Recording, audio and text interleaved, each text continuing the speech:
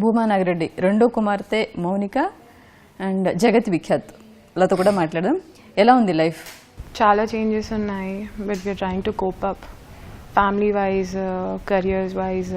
అక్కకి, నాకు, తమ్ముడికి, డాడీ ఒక్కొక్కరం ఒక్కొక్క చోట అయిపోయాము. But we are trying to pull it together. We are struggling, long journey, but we are coping up. So ఇప్పుడు అక్క కూడా రాజకీయాల్లోకి ఎంట్రీ ఇస్తా ఉన్నారు, ఏమనిపిస్తుంది? తన సపోర్టర్గా ఉంటుంది. వాళ్ళ సపోర్ట్ లేకపోతే నేను కూడా చేయలేను, వాళ్ళ సపోర్ట్ కంపల్సరీ నాకు అవసరం ఉంటుంది. చాలా హ్యాపీగా ఉంది అక్క పాలిటిక్స్లోకి వెళ్ళడము. అమ్మ తర్వాత she is going to carry the legacy. అందరూ we are confident that she'll do a good job. And చిన్నప్పటి నుంచి ఆర్ఫనేజ్కి she used to be very socially active కూడా. ఆర్ఫనేజ్ కిడ్స్ దగ్గర ఎడ్యుకేషన్ సపోర్ట్ చేయడం కానీ అలా చాలా సోషల్ సర్వీస్ చేస్తూ ఉంది ఫ్రమ్ ది బిగినింగ్. కానీ పొలిటికల్గా ఇప్పుడు వస్తుంది, we are very happy and she is going to do a good job.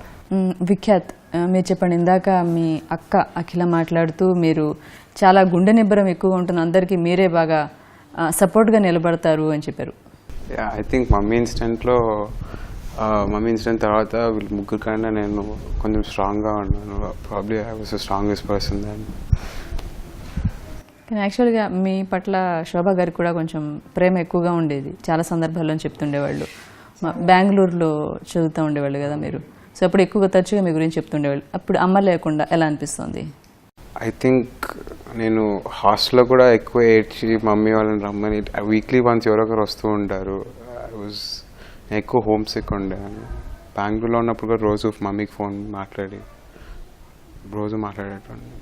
ఇప్పుడు అంటే లైఫ్ అన్న తర్వాత అన్నీ వస్తాయి, మంచి వస్తుంది, చెడ్డ వస్తుంది, కష్టాలు, ఆనందాలు అన్నీ ఉంటాయి.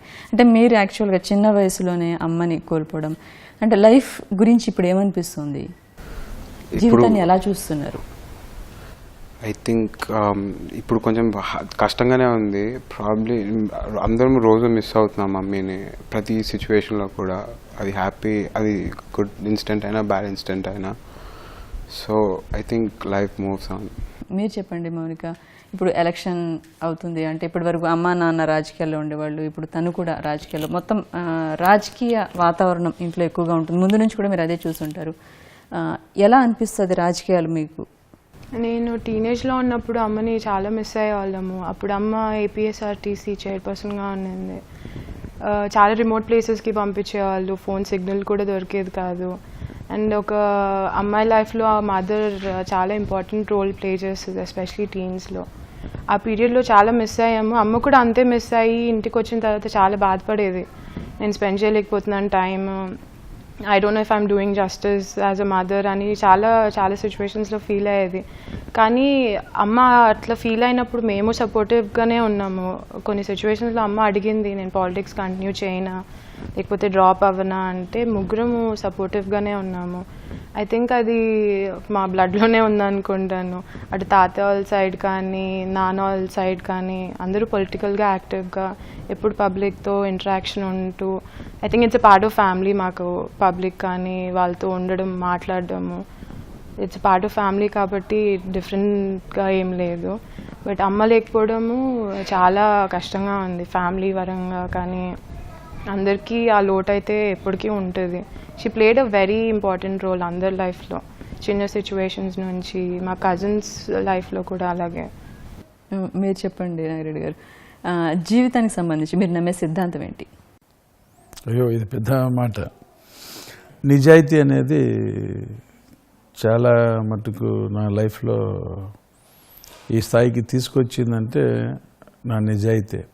ఎందుకంటే నేను చేసే ఏ పనులైనా కానీ కూడా నిజాయితీతో కూడినటువంటి కార్యక్రమంలో. ఇప్పుడు సపోజ్ ఎవరైనా కార్యకర్త నా దగ్గరికి వస్తే ఈ పని అవుతుందా లేదా అని చెప్పి ఇమీడియట్గా చెప్పేస్తాను.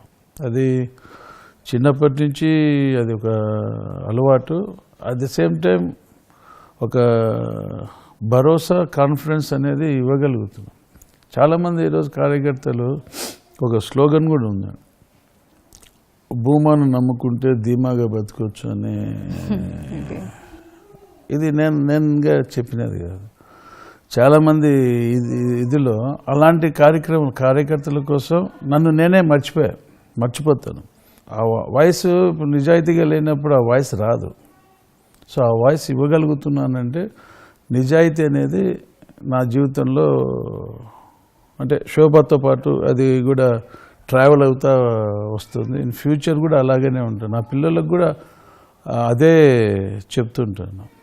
మన లైఫ్లో ఖచ్చితంగా నిజాయితీ చాలా వైటల్ రోల్ ప్లే చేస్తుంది లైఫ్లో అనేది మా జీవితంలో. అది మాత్రమే నేను చెప్పగలుగుతాను. మౌనిక, ఈ క్షణంలో మీ ఫాదర్కి ఏం చెప్పాలనుకుంటారు? ఐ థింక్ అమ్మ ఇన్సిడెంట్ అయిన తర్వాత అందరము ఒక పెద్ద షాక్లో ఉన్నాము.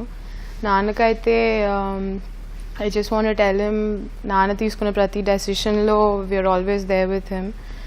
అండ్ బ్లైండ్గా చిన్నప్పటి నుంచి నాన్న డెసిషన్తోనే వీ వెంట్. అండ్ ఇప్పుడు కూడా అది మా పర్సనల్ లైఫ్లో కానీ ప్రొఫెషనల్ లైఫ్లో కానీ we are always there with that, good or bad we are going to step with that.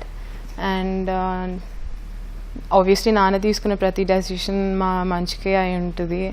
And ఏదైనా we are there with him and we always love him. So you're happy sir. Vikhyath, మీరేం చెప్పాలనుకుంటారు నాన్నకి? Same, we are always there for him for anything.